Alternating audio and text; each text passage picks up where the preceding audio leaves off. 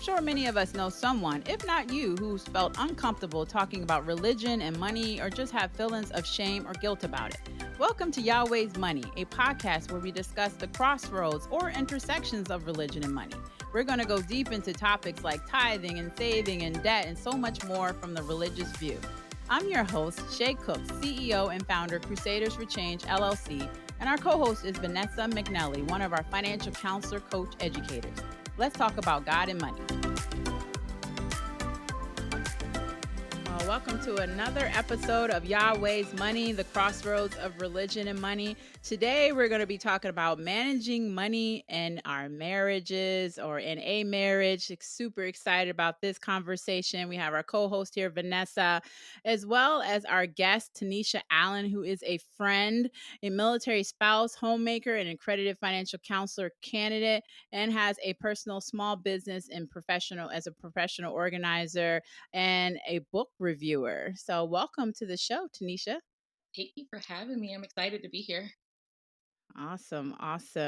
So like I said, we're going to get into conversation about marriage and money. This is a taboo topic. A lot of people do not want to talk about marriage and money. When we're helping couples, usually the main issue is communication. It's not even about money. But we're going to get into some of the questions around money and marriages. So including who should be managing it? Should it be your money, my money, or our money, or is it God's money? Why do we or our finances bring such discord in a marriage? And if a breadwinner, does that mean, if I am the breadwinner, does that mean that I get to make the majority of the financial decisions? And wherever the spirit moves us, we're going to talk about it with marriage and money. So the first question is, how should money in a marriage be managed? Should it be your money, my money, our money, God's money? Well, in Genesis 2:24, it says that is why a man leaves his father and mother and is united to his wife, and they become one flesh. So how do our values, religious beliefs, and or childhood shape the way we deal with finances in our household? Tanisha?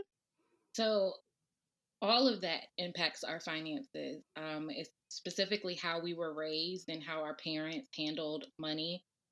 Whether they talked to us about money or they didn't talk to us about money, we usually internalize a lot of those behaviors and beliefs, and we bring that into marriage with us.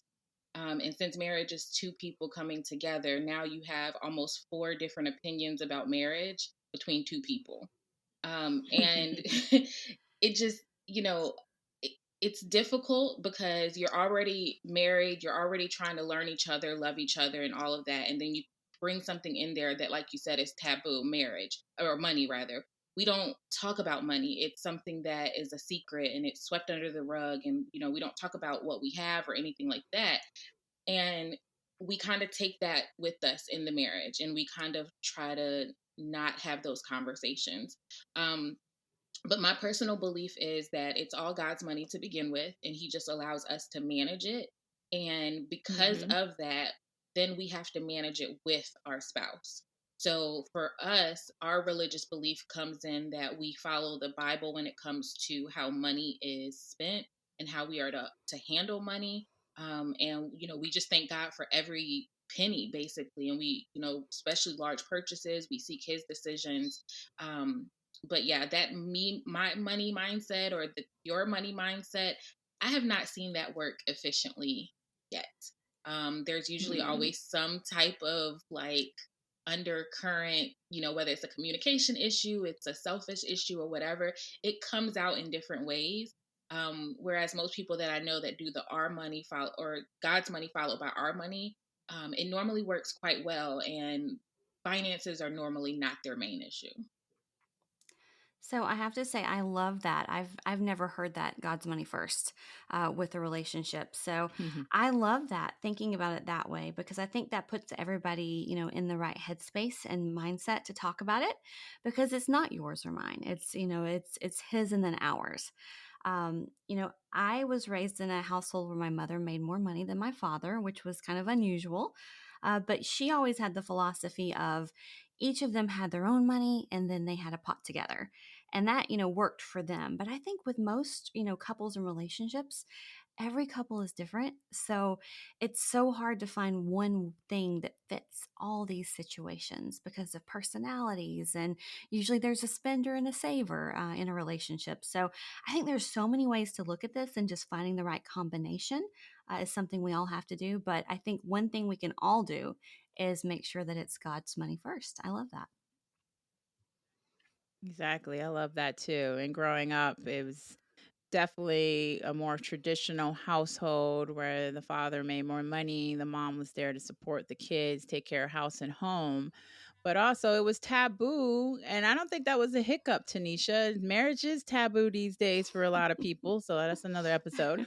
but but when it comes to managing money and marriage and money, I was always told that you're supposed to be a joint account, or it was the man was in charge of things. So as my husband and I got married, we decided to do separate accounts. And that was like, oh my God, who are you to have separate accounts? That it was such a stigma, such a taboo topic. Like, I wouldn't share it with anybody for like probably the first 15 years of marriage. Like, not like I needed to share it anyway. It's none of your business. But I mean, but people were like, oh, you have separate accounts? Oh, what is that about? I'm like, well, that's what works for us. I mean, we had a joint account for like the mortgage and childcare and stuff, but I mean, it just works for us till to this day. I always tell people we don't have hardly any, arguments around money because we had it, figured out from the very beginning. What works best for us is for us. It's not about the world and everybody else's idea of your money, my money, our money. It's about what works best for us. But I agree, it should be God's money first. Now that's a conversation that my husband and I don't necessarily, I wouldn't say we don't agree on. We both serve the same God, but sometimes it's that's has some issues with that situation. But I agree with that. It's God's money, and then whatever works for you and is balanced in your household is how it should work. So Yeah, and I will say yeah. that having the joint account is, I think, what is important. Because what I see that doesn't work is when marriages are treated like a roommate situation. So it's like, Mm. oh, the mortgage is this much. Here, I'll give you half, and you'll take your half and then pay the mortgage. When you have a joint pot that takes care of the household, that works out much better. So, and I think that the way that my husband and I handle it is, of course, all of our money goes into our joint account. And then because we are very specific about the goals that we set, we know, okay, personally, we wanted to have, I hate to use the word allowance because it's such a negative term when you say it with adults. But because we've decided on it and we've agreed upon it, we've given ourselves personally an allowance that this is how much money that we would like to spend this month in order to allow all of the other money to accomplish our goals, whether that's saving, paying off debt, retirement, or anything like that. Um, but that's also because we are very connected when it comes to that bigger pot of money. We know exactly what it is that we want that pot to go to. And, we decided we can make sacrifices when it comes to what we personally spend. And then, of course, if there's a month that doesn't work that way, that's where we have the conversation and say, okay, hey, I need a little bit more money. Is that okay? Are you good with that? Or if I see that he's spending more money or he's getting close to his limit, then it's like, okay, babe, do you need more money this month? Like, is this something that we need to reevaluate? Do we need to change the budget amount for this category? And it's all about the conversation. I know. So I grew up in, I guess, technically a single parent household. My parents were separated for most of my life, and my dad was really great with money, and my mom was not. And so my dad was the one that taught me about money, and then of course my mom's lessons were what really not to do. um, and I just knew that they never taught me anything about who should be managing the money or anything like that. It was just this is how you handle money, and it was always directed towards me. It was never a conversation of if you get married, and that's probably because they weren't married, they weren't together, so they didn't feel to pass that on. Um, and whereas Chris's parents, they both were married, but his dad handled everything. And but they didn't pass that on to him. He didn't care. Like, you know, when we first got married, he was just like, okay, you handle finances better because you're in the finance industry, you do it. And that we kind of took it that way until I realized, no, like we need to really handle everything together. So I love that thought though about having a joint account. I think so many people, they think, oh, well, I'm going to have my money. The other person's going to have their money. But, same as you, I've seen so many times where, I'm working with a couple and one will say, oh, well, I gave the other person money to pay the bills or I gave. And, when you look at it that way, it's like, whoa, whoa, whoa, wait a minute. You didn't give. You live in this household too. The groceries pay for, the food that you eat. So I think having that joint account, so you're both putting in towards your household together, means that, you are more connected, like you were saying. So, I've seen, like I said, so many times people are like, oh, well, I gave this person money or I'm giving the money for the kids. But it's like, no, no, no, no. You have to have that household, goal together, since it is your household together. Yeah, no, that's good. That's good. So, but what about before marriage? What are some of the values about money that couples should discuss prior to getting married? I think that all aligns with what we're saying. Before we even get into the conversation about joint accounts, separate accounts, how are we going to pay Mm-hmm. for the household?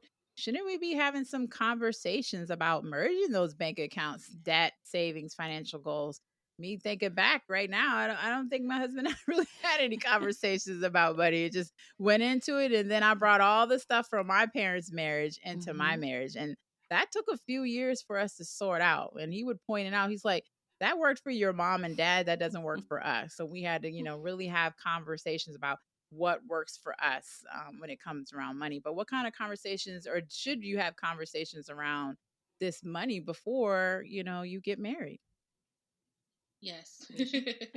um, Definitely, because it is a major aspect of not only marriage, but just our lives in general. Money is so important, especially over here in America, where we are just um, full of consumerism, right? Like we are all about what we Mhm. can spend and what we can buy and what we can show off and all of that. And, having two spenders in a marriage may not be the most healthiest thing. So it's like, we need to talk about this. And if the best time to talk about it is before marriage. Honestly, I feel like also before an engagement, because this is the type of information you want to know. Like, do I want to marry this person or not? Um, Mhm. but it is, talking about almost everything. How are you going to combine the bank accounts if you're going to do that? Who's going to handle the money the majority of the time? Talking about our history. Is there anything in your history, money related, that I need to know about? What does your credit look like? How much debt are you in? Um, you know, maybe even coming up with some type of scenarios, like if we ever get into this situation, how would you handle this, or how would you advise that we handle this, in order to make sure that you're either on the right page together, and if you're not, then okay, is this something that we can come together and create our response to, or create how we want to handle it? And I mean, honestly, it's one of those things where if you can't agree, that's the time where it's like, okay, is this the right person for me? Is there other things that might be an issue? Because finances are such a major part of our lives, and we need to be comfortable with it, and we need to be comfortable talking to our spouse or our future spouse about it. If we're not comfortable talking to them about it, I mean, that's a bigger issue. So Yeah, I feel like too, money is still taboo and none of us were really taught to talk about these things. So, having that conversation with ourselves, let alone with another person, is not something that we were really, prepared for. I am divorced. And, my first husband and I, we got married super quick. Was a military spouse during, the surge in '06. Got married on the third date and then he deployed for a year and a half. So I was left to manage Mhm. this new household, by myself. And, he was away. So we never had those conversations and talks. And that's something that I think, if we would have done that in the beginning, and not rush things so much, that we could have made things work a little bit easier, because we were newly married, new careers, that type of thing, and then throwing money on top of it, that's a lot to handle. And I think you're right. If we can have those conversations, talk about it beforehand, then we are better prepared, for later on, and we're on the same page. And I know that in my dating life lately, that's something that I look at. I talk to, somebody in the first few dates about, their goals. And, I look at what they have or they don't have, not because I'm greedy, but because I want someone with similar values as me, and someone that I Hmm. know that if we are together for the long haul, that they can take care of me if something happens and I can take care of them. So I think these are super important conversations. And unfortunately, we don't think about it until later on in life. Yeah, because we're all lusting or in love and we're blinded. But I always tell my husband, I Hmm. got married very young. Been married, I think, 23 years now almost. And got married at 20 and he was 21, 22. And yeah, I was worried about I was super attracted to him, lusting love in him. And that's all I was worried about. Like Hmm. getting out of my parents' house. Like, let me be Right. real. That's what I was Right. worried about. I was not thinking about money, wasn't thinking about children, which I got pregnant 6 months later. Like I wasn't thinking about any of that. And so now I'm like, I told my daughter who's 21, is like, you need to have these conversations. Or if you're Hmm. not, I'm gonna Hmm. have them with your significant other. Like, what do you think about children? What do you think about money? Because and I always tell people, don't get married in your 20s because you're still learning yourself. I did Exactly. not know who Hmm. I was, and now I'm marrying somebody else who doesn't know who we were a boy and girl getting married. We had no clue. Our first duty station was Germany. We went over there, and I mean, yeah, it was just a craze. We made Hmm. some major mistakes with money, with relationships, lack of communication. The list goes on.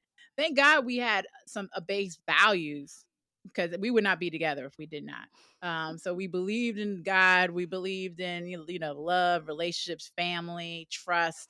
Those kind of things were of values that we had, so we can align on that financially. If we didn't have that, we would not be together today. And I think that's what happens with a lot of people. They're so into the attraction, the lust, and the Right. love. And then when you get married, now you're joining two people together. As God says, you mother and Hmm. father, you leave your mother and father, and now you're united as wife and husband, and we become one flesh, which is a whole nother conversation as well, because I believe you're still two fleshes coming together. But that's my own interpretation. But when it comes to the money, that's definitely, it's hard to have those conversations. I mean, I believe everybody needs to go through some kind of financial counseling before they get married, to be honest. Totally. Agreed. All types of counseling. Just go down the list. Mental, everything. Yeah. And we still live in this world too where we see so many fairy tales, and love will conquer all and everything will work out in the end. And we see all this, and we don't see that you have a spouse who hides credit card purchases from you. I have a cousin, and for years his wife would make purchases, and before he would get home, she would stash them away, from her private account. I had my ex-husband stole $22,000 from our bank account, before our divorce. So, you don't know how to handle these situations because, you're so in love, and you think, you're going to have that fairy tale. And then reality hits, and you're like, Exactly. oh, shoot. This is real out in these streets. Marrying somebody who's Mhm. bringing all the baggage, Mhm. they have to your Yep. relationship. Wait a minute. I have baggage too. I'm bringing all the baggage I have to this situation. And we're trying to sort through all that baggage and Mhm. talk about money and talk about in laws and talk about where we're going to live and Right. talk about children and talk about estate planning and life. It's so Mhm. much professional Mhm. careers and all the other stuff that comes with that situation. I mean, who wants to talk about money? You're just tired thinking about it. you know? Man. And so why do finances bring such discord to a marriage? We kind of discussed that already, but Mhm. Jesus said in Matthew 12:25, a household divided against itself will not stand. And according to divorce.net, financial incompatibility is one of the top reasons, as we've heard many times over the couples divorce, citing that 40%, and I believe this is higher, of couples divorced due to the way their ex-spouse handled money. I've heard it's been Mhm. upwards of 50 and 60%.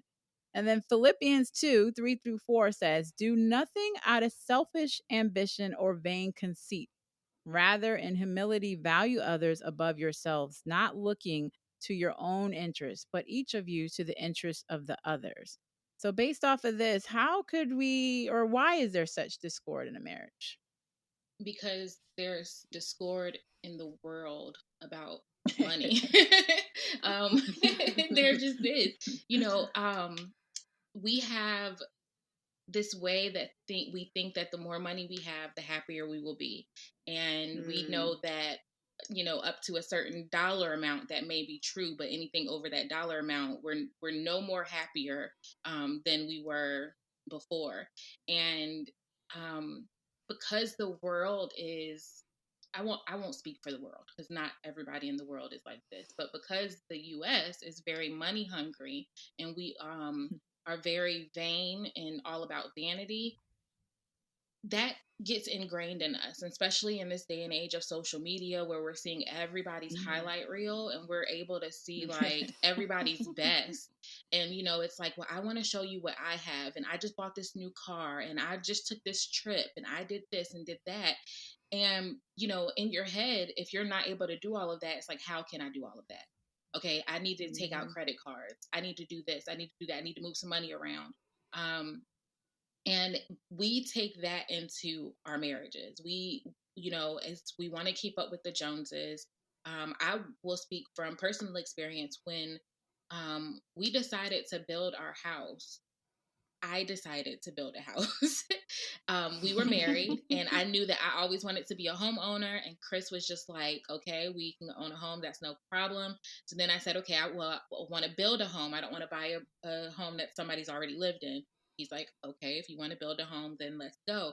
And we had a budget that we had set, but because I wanted my house to look a certain way, which mm, where I didn't have like a person in mind that I was copying, but I definitely had like an aesthetic in mind. I wanted it to look a mhm. certain way and feel a certain way because of something that I've seen in the past.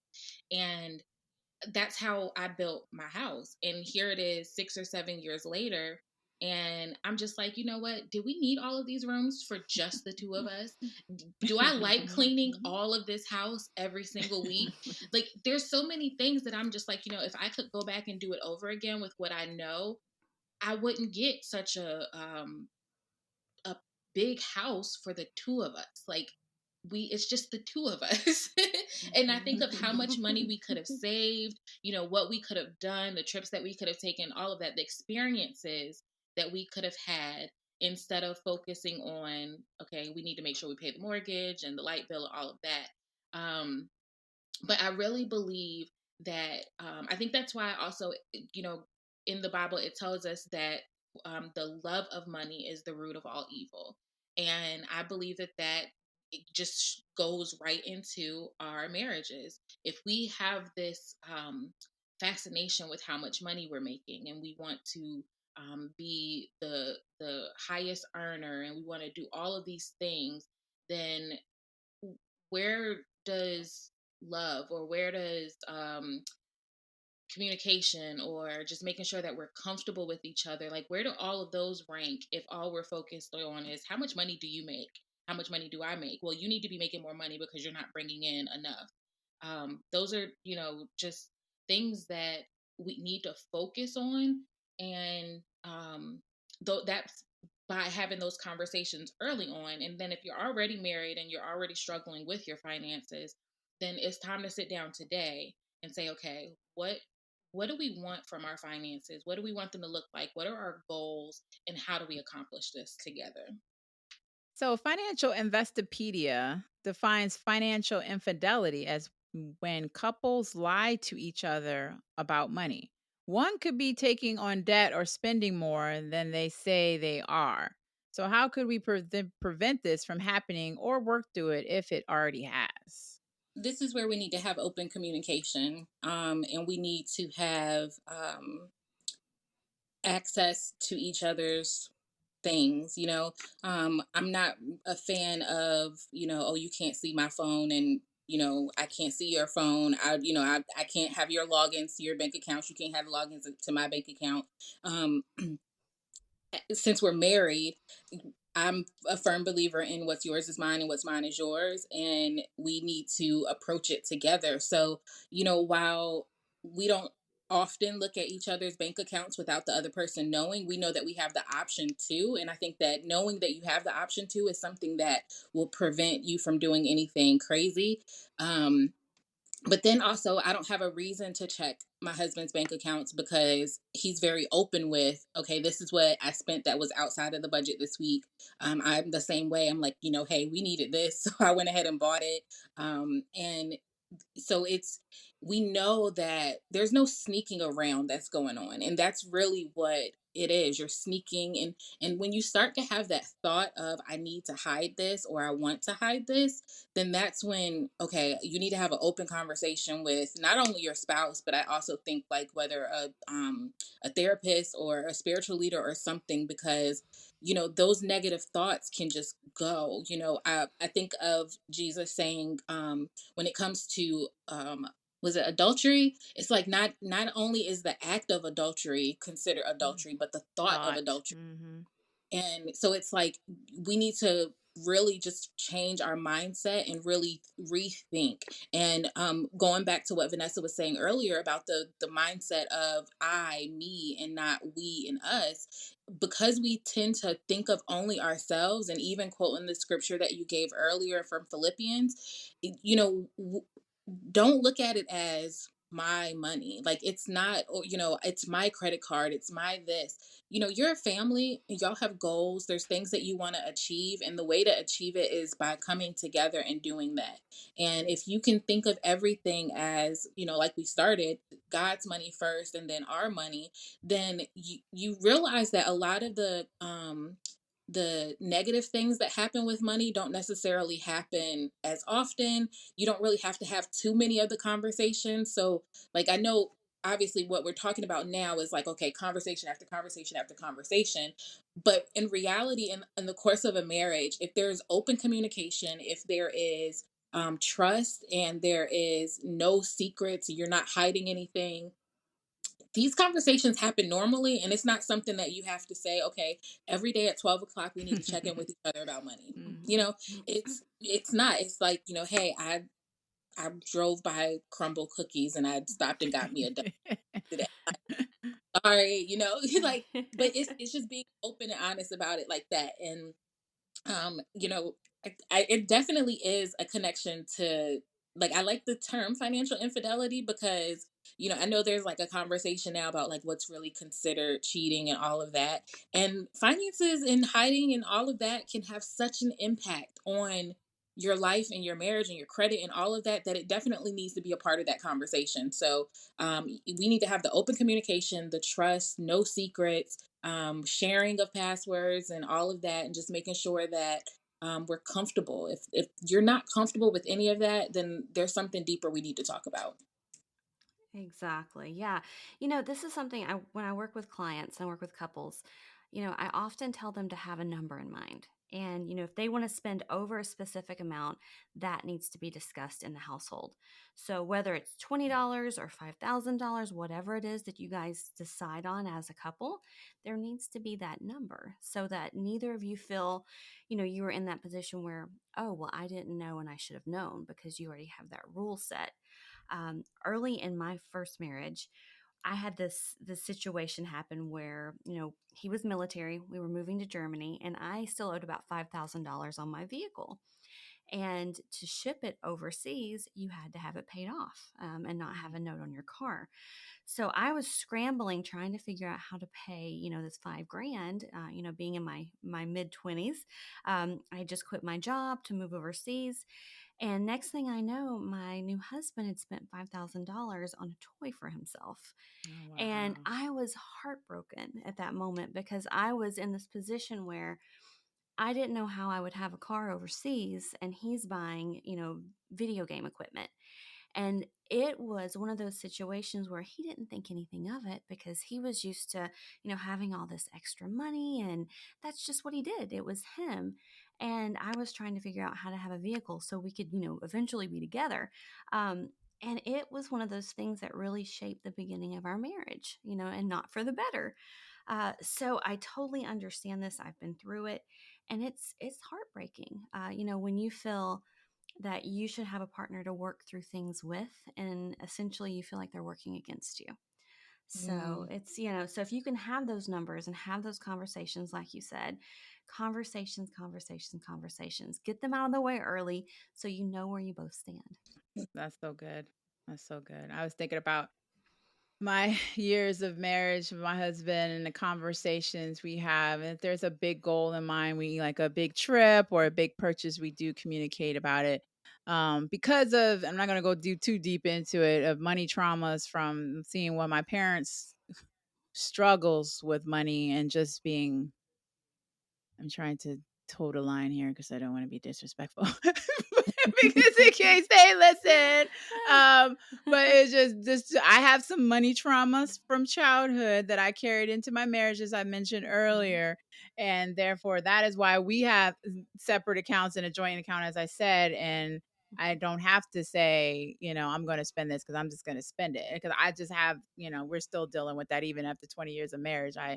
We have the conversations with big purchases, but I don't be in his account, he don't be in my account. We just in a joint account. Honestly, he ain't even in a joint account because I be doing things. He's like, he don't care as long as the bills are paid.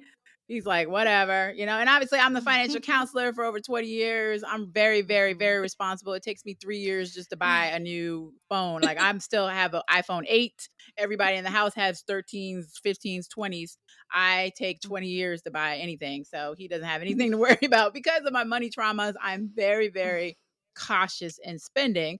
But I say all that to say, it's just you definitely being able to have those values. It's so important to be aligned with your values, starting with God, Mhm. number one, and then whatever else is important. Because what if me taking care of the family is important and it's not important? I see that with clients. They're like, well, you're taking care of your mom. I didn't want her to take care of her mama. She chose to do that, And I'm like, really? That's her mom. Mhm. Like, so these are the Mhm. conversations and people's struggles people are having because they're not aligned on their values. And that can lead to infidelity because they're like, well, if he ain't gonna do that, I'm gonna do what I want. I'm gonna buy these shoes and I'll put them in my trunk and hide them until he comes when Mhm. he leaves, and then I'll put them in the house. And then he's like, where do you get those shoes from? I hear these stories all the time, and I'm like, I never had to deal with that because I'm just gonna buy what I want. I mean, within reason and be responsible with it. My husband's not gonna be like, "Where you get that from?" You know what I mean? So, I don't know. It's hard, but I understand why there's infidelity because again, from the money traumas, but also from just not being aligned with the values. But what if you are the breadwinner or you're the one making more money in the family? Does that mean that you get to make the majority of the financial decisions? I only for a period in our relationships made more money than my husband. He's always been the main breadwinner. But I've, been the majority person to make the financial decisions. So even though he makes more money, I mean, that's probably because the responsibility and my experience. But even looking at some scriptures from that, Ephesians 5:23 says, for the husband is the head of the wife, as Christ is the head of the church, his body, and of which he is the savior. And First Corinthians 7:7 says, I wish that all of you were as I am, but each of you has your own gift from God. One has this gift, another has that. So, who should have the majority of the financial decisions in a marriage? Is that based off your salary? No, I don't believe that now. I honestly haven't believed that my whole marriage. Now, the majority of our marriage, because I was better with finances, I was the one that handled them. And while I wouldn't say that I necessarily made the final decision, I pushed very, very hard for my decision to be the one that was made. Um, and it wasn't until a couple years ago, honestly, that um, my mindset flipped because I focused more on faith and focused more on following what Christ wants and how Christ models his with him and his church, and how that's supposed to be with marriage. So right now what we do, we work on it together, we talk about it together, and if for whatever reason we cannot agree, then Chris, as the head of our household, has the final say. I do not know of anything in the past couple of years where Chris has had to do that. It's either we pause and say, you know what, let's just kind of come back to this and see if our mindset changes. We either already agree or we both are like disagreeing on it. But Chris knows and he's comfortable with the fact that he has the final say. I'm comfortable with the fact that he has the final say. It kind of takes some pressure off of me as Mhm. well. Um, and honestly, sometimes my personality, especially because I do handle so much with him also being in the military, it's like you're not even here most of the time to make certain decisions. But because I handle so much, sometimes I don't want to make a decision at all. Like, Mm. I just want you to take the decision and you do it and run with it. And so it really helps to just say, okay, when it comes to everything, you have the final say because you are the head of our household. And I am comfortable giving him that final say because I also know that Chris is plugged into Christ. So Mm. Chris isn't, it doesn't stop with him. He actually takes it to Christ and to God in order to make any decision that he wants to make. And because of that, I can trust his decision because, even for whatever reason, if I don't trust Chris, which I do, I can trust God and I can trust Christ. And I know that he's going to lead Chris however way he needs to lead Chris. So, yeah, for us, it's, Chris has the final say. It's not based on who makes more money at what. Chris and I are very clear about what goals we have together and what we want to accomplish. And I know that that's not the case for everybody. Mhm. We just so happen to be very focused on the same things in life that we know, okay, these are the goals that we have, and this is what, retirement will look for us. How do we make that happen? And because of that, we are able to kind of um, live a little bit more of a restrictive life now because we know, okay, later we're able to do more than we probably could have if we were just balling out of control now. But then we also know, because I'm very big on mental health and self-care, so it's like, if there's something that's going to improve our mental health or improve our self-care or even improve our physical health, then I'm not going to say no, we can't have that because 20 years in the future I want us to live a certain life. We have to have a good quality of life now, so we keep that in mind. But because we know all of that about each other, and it's our family values. It's not even my value anymore or Chris's value. It's our family values. That's how we're able to make decisions. And therefore, that's how I'm able to completely trust that if for whatever reason I don't agree with Chris and Chris makes a different decision, I completely trust him. What's going to happen is going to happen. And if I get the opportunity to say, I told you so, then I just get that opportunity. But um, but no, yeah, I trust him 100%. So I'm allowing him to have the final say, and that's following my faith and aligning with the Word of God. I love what you said about, knowing that he is plugged into God, Mm. because I think that would give you that peace that you need to fully trust. But yeah, I think a lot of us, we didn't have that or don't have that because we've not had those conversations. I've been in the position where I was a military spouse, so there are lots of periods where you don't have a career or you're underemployed. So, you're at home and your spouse is the breadwinner. And then I've been in positions where, I was the breadwinner and I had a stay at home husband for a while. So, those are very different aspects. But I think because I had been a stay at home spouse, I understood the value of having someone that stays at home and knows that they bring a lot of value to our family, even though they're not bringing in money. They're washing the clothes and they're taking care of the bills and they're cleaning the house and they're doing all these things that, would cost me, outside of the marriage to have someone provide. So I think knowing both sides of that kind of made me more aware of, okay, even though that person is not bringing in the money or I'm not bringing in the money, they bring value to the household. So it's a 50-50 split. To me, I don't care if someone makes, 5 times what the other person makes, they're still bringing value. And it has to be a 50-50 partnership in my mind. Because it's not going to work, or there's going to be some kind of a resentment if you're not included in that, because one person always makes more, one person always makes less, and one person gives more to the household. So, Mm. even working with clients, I've seen this so many times where one person feels so undervalued because they're not bringing in that money, but they're giving so much of themselves in that time that the other person doesn't see. And that brings in that resentment too. So I feel like being the breadwinner, yes, good for you. It's awesome to be the breadwinner for a household. It also brings in a lot of responsibilities because a lot falls on your shoulders.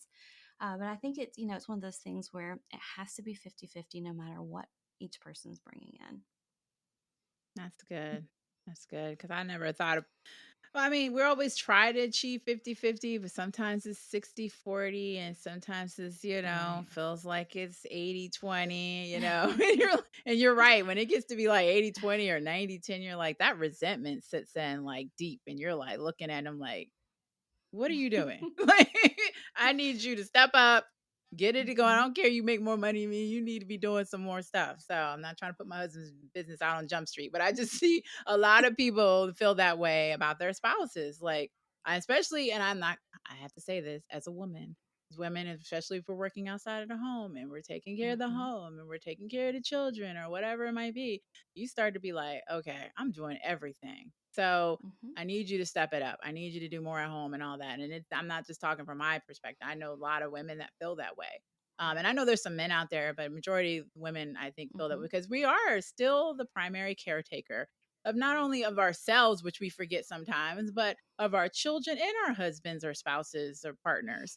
We are generally the primary caretaker, no matter the situation. I mean, if you're a millionaire, the woman or the I want to say woman because it might not be a woman, but the primary caretaker is usually the person. It's the primary. I mean, it's key. That's why we call them the primary. They're at the helm. They're taking care of everything first, and I think that's why it's important to be in the word and understanding the word that there needs to be a head of household and to be like there is a head of church with Christ, so you can understand your responsibility and your role. Would you agree, Tanisha? I do. Completely. And I think too, when it comes to when we have that week or that month or however long it lasts where it's a 90-10 or 80-20, then again it's those conversations Mm-hmm. of, hey, I'm not feeling the balance here, or I'm not Mm-hmm. feeling the harmony, because I feel like nothing can ever truly be balanced. But it's one thing if, okay, this month I know that you have a lot going on at work, which means I have to step it up at home, and or I have a big project coming up and I need you to kind of step it up for me. Those conversations allow us to kind of just go back and forth and shift, right? And hopefully remove some of that resentment. But I also think a larger conversation that we need to have is the fact that we do focus so much on money, and time and our resources are just as valuable. Mm-hmm. And so whereas somebody's not able to put a lot of money into a certain situation, but they're able to give a lot of time, and that's just as valuable. Or Yeah. they're able to provide certain resources, and that's just as valuable. And I think when we look at it from those aspects, we see that that's where we kind of get more of that balance that we're seeking and we're looking for. We just do have to make sure that we are comfortable with our portion and what we actually are providing, and then make sure that our spouse is comfortable, because like you said, a lot of times women will forget to take care of themselves. They will take care of everybody else. And I was a victim of that, where I didn't it wasn't about me, like, oh, I can take care of myself, like as long as I'm up and breathing I can handle everything else. But it Mhm. didn't work that way, like my body couldn't handle it. And so it's taking a moment to check in with yourself, check in with your spouse. Are we still on board? And I think that that's also when you have those conversations and check in with, are you are what we doing day to day or week to week or month to month aligned with our goals? And if they are, then okay, we're good unless we have to make some changes. But if they're not, then we need to take some stuff off of our plate. Because a Mm. lot of times we will forget our goals and our plans and what we want to do. And because we don't have that in mind, our day to day is just doing busy work or things that don't really um, matter. Like, if your intent is to stay home and raise the children, but you're taking promotion after promotion after promotion because you're seeking such a high dollar amount, well, is your goal no longer to be a stay at home mom? And if Mm. that's the case, that's a conversation that you need to have, or vice versa, if it's the dad that's staying at home.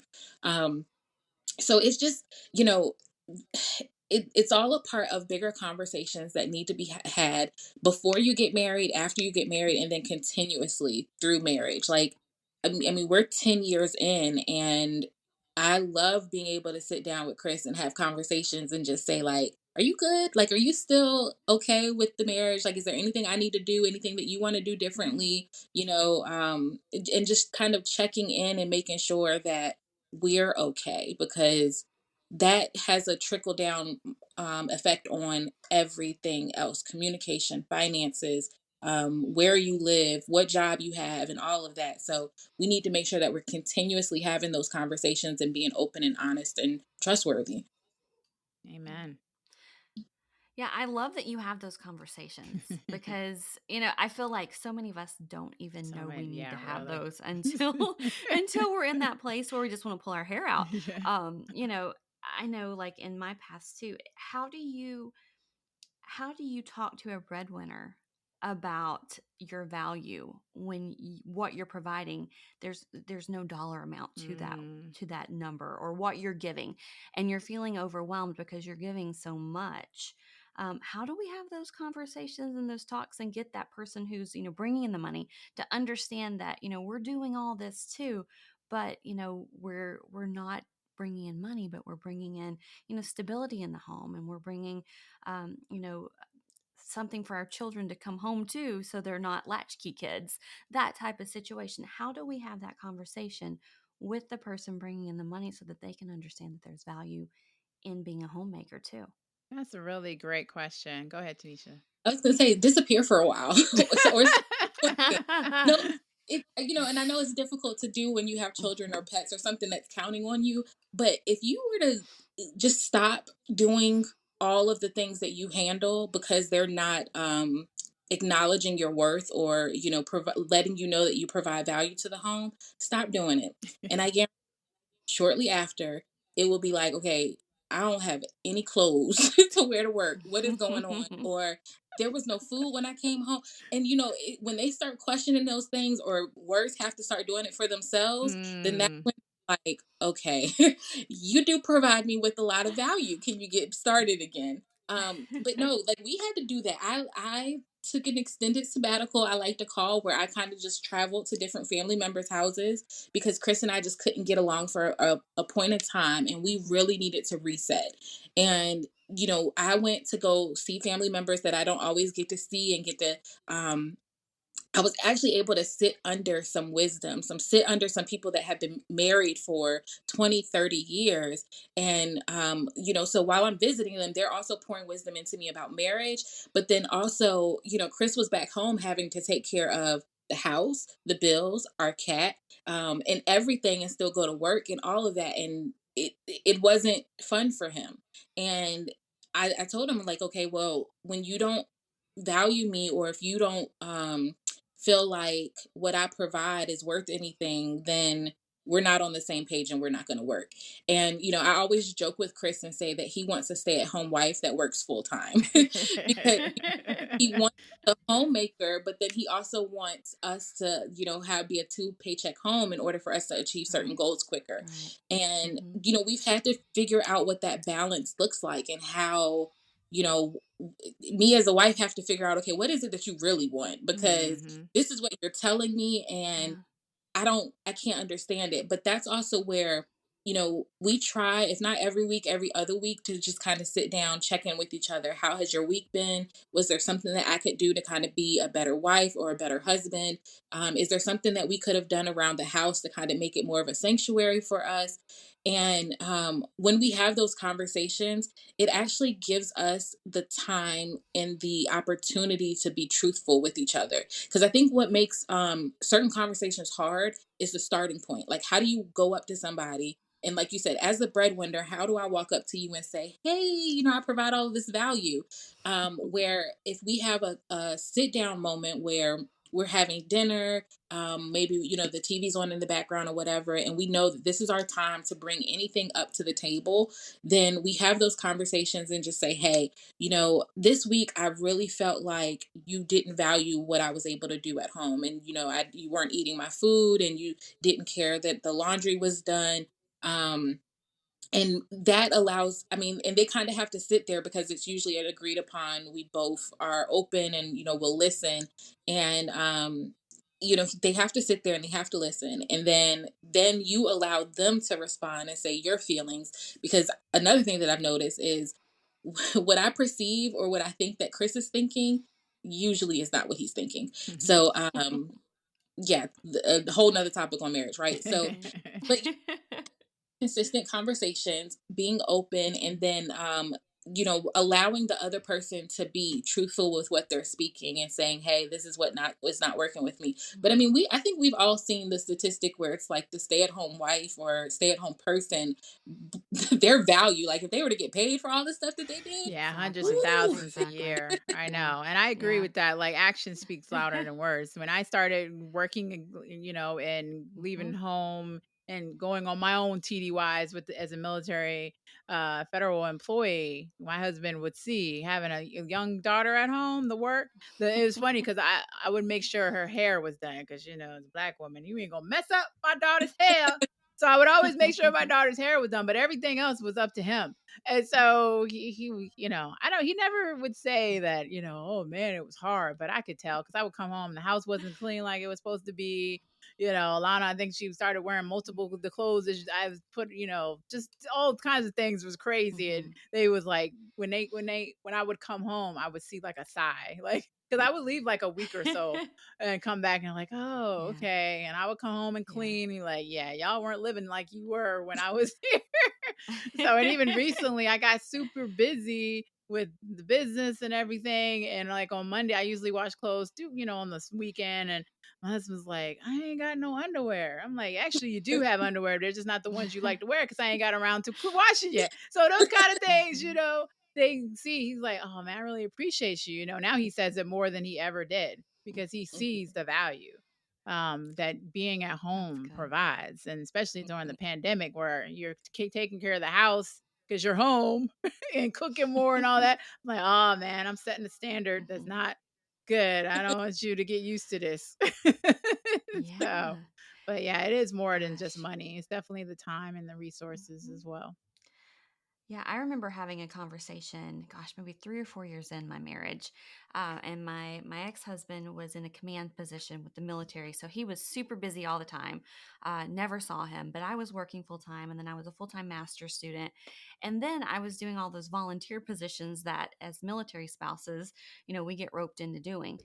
And I remember having the conversation with him, and I was like, "Look," I said, I can't do everything at one, anymore because I'm doing all these other things. So something's got to give. So either you need to either help me clean the house and keep things up, or you need to pay for it. So I was able to kind of hit him in the wallet because he wouldn't do it himself. So I would take out every week, I would take out a specific amount for cleaning. So he wouldn't have as much spending money every week, and it worked for a while. But I think we have to get creative sometimes too to figure out what works for us because one thing will not work for everybody. Mhm. Exactly. Exactly. Well, in wrapping up, I would love us to still, figure out how, or at least share some wisdom on how do we come together in marriages or partnerships to accomplish financial goals and be financially secure? Does that look like just praying, compromising, commitment, communication, seeking wise counsel, or a combination of all of that? In Philippians 4:19, a very popular verse, it says, "And my God will meet all your needs according to the riches of his glory in Christ Jesus." So, in our final thoughts tonight or today, Tanisha, what do you think about that? I say all of the above plus more.